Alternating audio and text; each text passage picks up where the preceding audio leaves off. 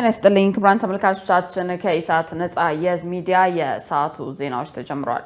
ከሰዓቱ ዜናዎች ጋር ትዕግስት ተስፋዬ ነኝ። አብራችሁን ነው። ቀዳሚ ወዳደረግነው መረጃ አልፋለሁ። የኢትዮጵያ ሀገራዊ ምክክር ኮሚሽን በሚያደርገው የምክክር ሂደት ላይ ከፍተኛ የህብረተሰብ ተሳትፎ እንዲኖር ወጣቶች ሚናቸውን እየተወጡ መሆኑ ተገለጸ። በሀገራዊ ምክክር ከፍተኛ የህብረተሰብ ተሳትፎ እንዲኖር ወጣቶች የበኩላቸውን ሚና እየተጫወቱ ናቸው ሲሉ የኮሚሽኑ ዋና ኮሚሽነር ፕሮፌሰር መስፍን አርአያ ተናግረዋል። የወጣቶች ሚና ለውጤታማ ሀገራዊ ምክክር በኢትዮጵያ በሚል መሪ ሀሳብ ከወጣቶች ጋር የምክክር መድረክ እየተካሄደ ነው። ፕሮፌሰር መስፍን አርአያ እንደገለጹት ተሻጋሪ ለሆኑ ችግሮችና አለመግባባቶች መፍትሄ ለመስጠት ኮሚሽኑ እየተገበረ የሚገኘው የውይይት እሳቤ እንዲሳካ የላቀ የህብረተሰብ ተሳትፎ ወሳኝነት እንዳለው ተናግሯል። በዚህም ወጣቶች በአጀንዳ ማሰባሰብ ሂደቱ ያለሰለሰ ጥረትና ተሳትፎ ሲያደርጉ መቆየታቸውን አንስተዋል። የሀገራዊ ምክክር ኮሚሽኑ ባደረገው የአጀንዳ ማሰባሰብ ወጣቶች ሀገራዊ ፋይዳቸው የጎላ አጀንዳዎችን የመለየት ስራ በመስራት ረገድ የወጣቶች ሚና የጎላ እንደነበር አመልክተዋል። ወጣቶች በተለያየ የጊዜ ልዩነት በሚከሰቱ ግጭቶች ግንባር ቀደም ገፈት ቀማሽ መሆናቸውን ያነሱት ዋና ኮሚሽነሩ ይህንንም ታሪክ በመቀየር ወጣቶች ለሰላምና መረጋጋት መስፈን ግንባር ቀደም ተሰላፊ በመሆን የበኩላቸውን ሚና መጫወት ይጠበቅባቸዋል ብለዋል። አለመግባባቶችን በጠረጴዛ ዙሪያ እንዲሁም ግጭቶች በውይይት እንዲፈቱ የማድረግ ታላቅ ሀገራዊ ግብ ይዞ እየተንቀሳቀሰ በሚገኘው የሀገራዊ ምክክር ሂደት ተሳታፊ ያልሆኑ ወጣቶች እንዲሳተፉም ፕሮፌሰሩ ጥሪ አቅርበዋል።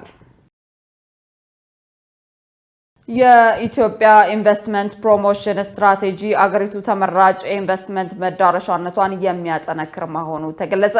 ለ5 ዓመታት የሚተገበረው ይህ ስትራቴጂ ከሐምሌ 1 ቀን 2017 ዓ.ም ጀምሮ ወደ ስራ እንደሚገባ የኢትዮጵያ ኢንቨስትመንት ኮሚሽን ኮሚሽነር ዶክተር ዘለቀ ተመስገን ተናግረዋል። በስትራቴጂው ዙሪያ የኢትዮጵያ ኢንቨስትመንት ኮሚሽን ያዘጋጀው የምክክር መድረክ ከፍተኛ የመንግስት የስራ ኃላፊዎች፣ የተለያዩ ሀገራት አምባሳደሮች፣ የልማት አጋሮች እና የግሉ ዘርፍ በተሳተፉበት ተካሂዷል። ኮሚሽነር ዶክተር ዘለቀ ተመስገን እንደገለጹት ኢትዮጵያን ተመራጭ የኢንቨስትመንት መዳረሻ ለማድረግ የህግና ፖሊሲ ማሻሻያዎችን ጨምሮ በርካታ የለውጥ ተግባራት ተከናውነዋል። ለውጭ ባለሀብቶች ዝግ የነበሩ የኢኮኖሚ መስኮች ከለውጡ ወዲህ ለኢንቨስትመንት ክፍት መደረጋቸውን ጠቅሰው እነዚህ ለውጦች ውጤታማ ለማድረግ የሚያስችል የኢንቨስትመንት መሳቢያ ስትራቴጂ አስፈላጊ መሆኑን አንስተዋል። ስትራቴጂው የኢትዮጵያን ኢንቨስትመንት አቅም በማስተዋወቅ ሂደት ባለድርሻ አካላት ተቀናጅተው እንዲሰሩ ከማስቻሉም በላይ ባለሀብቶች ወጥ የሆነ የኢንቨስትመንት መረጃ ተደራሽ ለማድረግ እንደሚያግዝ አስረድተዋል።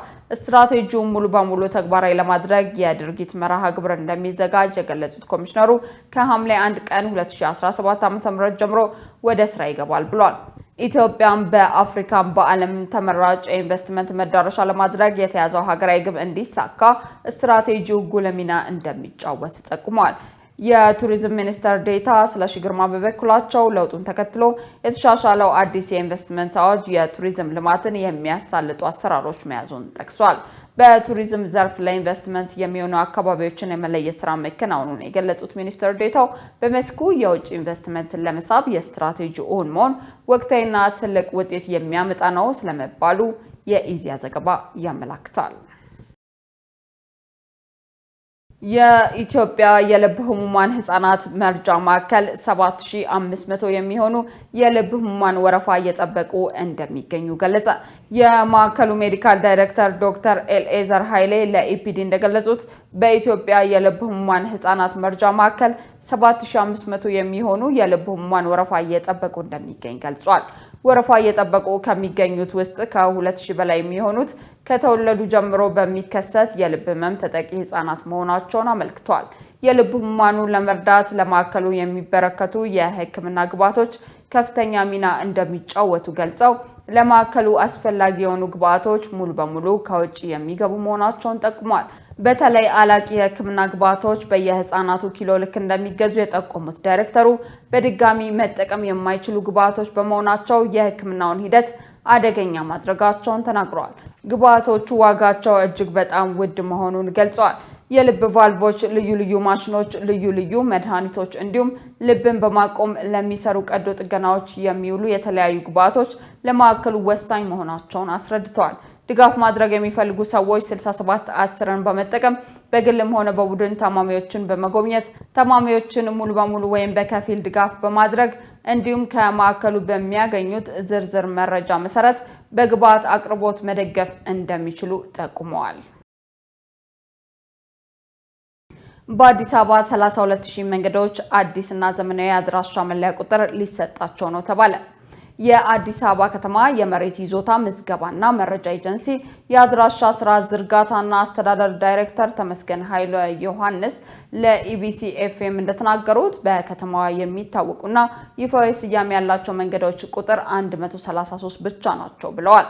በከተማዋ 32000 መንገዶች ምንም አይነት ስያሜና ቁጥር ያልተሰጣቸው እንደሆኑ ጠቅሰው በአዲስ አበባ የአድራሻ ስርዓት መሰረት ስያሜና መለያ ቁጥር እንደሚያገኙ ዳይሬክተሩ ተናግሯል። በተጨማሪም ከመንገዶች ጋር ትስስር ላላቸው 1 ሚሊዮን ቤቶች አዳዲስ የቤት ቁጥር እንደሚሰጣቸው ነው የገለጹት። ዳይሬክተሩ በ2016 የተጀመረውን ዲጂታል የአድራሻ ስርዓት ትግበራ በቀጣይ በጀት ዓመት ሙሉ ለሙሉ ለማጠናቀቅ እቅድ ተይዞ እየተሰራ እንደሆነም ጠቁመዋል። ዲጂታል የአድራሻ ስርዓት የቦታዎችን አቅጣጫ፣ ርቀትና የትራፊክ እንቅስቃሴን በቀላሉ ለማወቅ በእጅጉ የሚረዳ ስርዓት መሆኑን ነው ዳይሬክተሩ የገለጹት። እስካሁን 27264 ቤቶች ላይ የቤት ቁጥር የመለጠፍና በ133 መንገዶች ላይ ታፔላ የመስቀል ስራ እየተሰራ ነው ብለዋል። በባህላዊ ፍርድ ቤቶች ከሚታዩ ጉዳዮች 85 በመቶ በላይ የሚሆኑት እልባት እንደሚያገኙ ተገለጸ። በኦሮሚያ ክልል የህግ ማሰልጠኛና ምርምር ተቋም የህግ አሰልጣኝ አቶ ሚልኩ መኩሪያ ለጋዜጣ ፕላስ እንደገለጹት በኦሮሚያ ክልል የባህል ፍርድ ቤቶች ወደ ስራ ከገቡ ገና የ3 ዓመት ዕድሜ ማስቆጠራቸውን ተናግሯል። በእነዚህ ጊዜያትም በክልሉ ከ6900 በላይ ባህላዊ ፍርድ ቤቶች ተቋቁመዋል ብለዋል። ፍርድ ቤቶቹ በበጀት ዓመቱ 9 ወራት ብቻ ከ300,000 በላይ ጉዳዮችን መመልከታቸውን ገልጸው ከታዩ ጉዳዮች መካከል ከ85 በመቶ በላይ እልባት ያገኙ መሆናቸውን ተናግረዋል።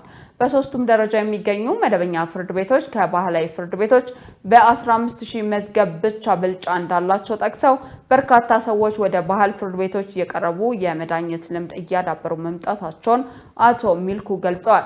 ባህላዊ ፍርድ ቤቶች በፍትህ ስርዓቱ ላይ የሚጠበቅባቸውን አስተዋጽኦ እያበረከቱ መሆኑን አክለዋል። በአማራ ክልል በምዕራብ ጎጃም ዞን በሰላም እጦት ምክንያት ተቋርጦ የነበረው የዱቄት ፋብሪካ ስራ መጀመሩ ተገለጸ።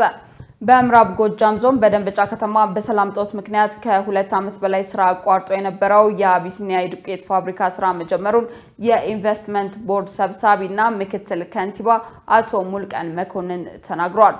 የአቢሲኒያ የዱቄት ፋብሪካ በሰላም እጦት ምክንያት ከ2 ዓመት በላይ ስራ አቁሞ እንደነበር ገልጸው አሁን ላይ ስራ ጀምሮ ለህብረተሰቡ ዱቄት በተመጣጣኝ ዋጋ በማቅረብ ላይ መሆኑን ገልጸዋል። ፋብሪካው ስራ መጀመሩን ተከትሎ ለ28 የስራ አጥ ወጣቶች የስራ ዕድል መፍጠር እንደተቻለ ተናግረዋል።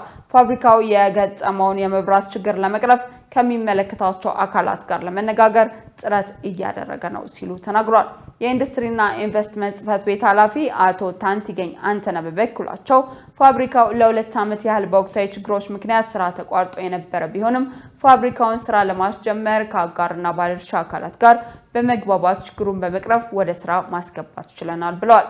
በቀን 1200 ኩንታል የማምረት አቅም ያለው ማሽን ከቀረጥ ነፃ እንዲያስገቡም ተደርጓል ነው ያሉት። በከተማው ለሚገኙ ፋብሪካዎች ያለባቸውን ችግር በመለየትና ችግራቸውን ለመቅረፍ ርብርብ እየተደረገ እንደሚገኝ አቶ ታንቲገኝ ተናግረዋል።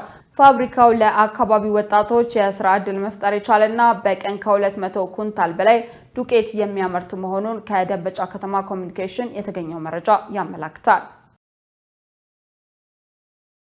ተመልካቾቻችን ከኢሳት ነፃ የሚዲያ ዜናዎቻችን ቀጥሏል። ወደ ውጭ ዘገባዎች አመራለሁ። ጋዛ ላይ በተፈጸመ ጥቃት አንድ ጋዜጠኛን ጨምሮ በርካታ ሰላማዊ ሰዎች ተገደሉ። የእስራኤል ኃይሎች በጋዛ ሰርጥ ባደረሷቸው ተከታታይ ጥቃቶች ቢያንስ 95 ሰዎች መገደላቸው ተገልጿል። ጥቃቱ በጋዛ ሰርጥ በሚገኝ አንድ ካፌ፣ ትምህርት ቤትና የምግብ ማከፋፈያ ጣቢያዎች ላይ የተሰነዘረ ሲሆን ቢያንስ 95 ሰዎች መሞታቸው ነው የተገለጸው። በተፈጸሙ ጥቃቶች ከተጎጂዎች መካከል ቢያንስ 62 የሚሆኑት በጋዛ ከተማና በግዛቱ ሰሜናዊ ክፍል የሚገኙ ናቸው። በተለይ በሰሜናዊ ጋዛ በሚገኘው አልባክ ካፌ በተባለ የባህር ዳርቻ ምግብ ቤት ላይ የተፈጸመው የአየር ጥቃት ከፍተኛ ጉዳት አስከትሏል። ጥቃቱን ተከትሎ የወጡ ዘገባዎች እንደሚያመለክቱት በዚህ ካፌ ብቻ 39 ሰዎች ሲሞቱ በርካቶች ቆስለዋል። በዚህ አሰቃቂ ክስተት ህይወታቸውን ካጡት መካከል እስማኤል አቡ ሀታብ የተባለ ጋዜጠኛ ይገኝበታል። በአልባክ ካፌ ውስጥ ተሰብስበው የነበሩ በርካታ ሴቶችና ህጻናትም በጥቃቱ ህይወታቸውን አጥተዋል። የዓይን እማኞች እንደገለጹት የእስራኤል ተዋጊ ጀቶች በጥቃቱ መሳተፋቸውን ተናግረዋል ሲል አልጀዚራ ዘግቧል። ኢራን ከአሜሪካ ዋስትና ሳታገኝ ወደ ኒውክሌር ድርድር እንደማትመለስ አስታወቀች። የኢራን የውጭ ጉዳይ ሚኒስትር አባስ አራግቺ ቴህራን በኒውክሌር መርሃ ግብሯ ላይ ድርድሩን ለመቀጠል ከዩናይትድ ስቴትስ ጊዜና ዋስትና እንደሚያስፈልጋት አስታውቋል። አራግቺ ይህን ያሉት እስራኤል የኢራንን የኒውክሌር መርሃ ግብር ለማፍረስ በማለም ለ12 ቀናት ስታካሄድ የቆየችውን ጥቃት እልባት ካገኘ በኋላ ነው። ሚኒስትሩ የእስራኤል ዘመቻ ግቡን እንዳላሳካ ተናግረው ኢራን በቅርቡ ዩራኒየም ማበልጸግ እንደምትጀምርና የባከነው ጊዜም እንደምታሳካ አጽንኦት ሰጥተዋል። አራግቺ አሜሪካ በድርድሩ ወቅት ወታደራዊ ጥቃት እንደማትሰነዝር እስካላረጋገጠች ድረስ ድርድሩ በፍጥነት እንደማይጀመር ገልጸዋል። ይህን ሁሉ ግምት ውስጥ በማስገባት አሁንም ተጨማሪ ጊዜ ያስፈልጋል ሲሉ አክለዋል። ኢራን በቅርቡ በኒውክሌር ተቋሞች ላይ በርካታ ጥቃቶች ቢሰነዘሩም የኒውክሌር መርሃ ግብሯ ሰላማዊ እንደሆነ ደጋግማ ገልጻለች።